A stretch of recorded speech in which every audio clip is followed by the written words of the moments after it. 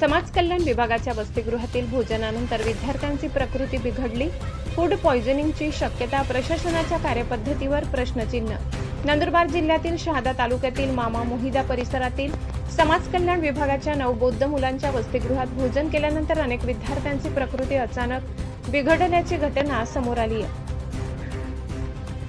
प्राथमिक माहितीनुसार सुमारे 30 ते 40 विद्यार्थी उलट्या, मळमळ, पोटदुखी तसेच काही विद्यार्थ्यांच्या तोंडातून फेस येणे अशा त्रासाने आजारी पडले। त्यानंतर त्यांना तातडीने उपचारासाठी रुग्णालयात दाखल करण्यात आले।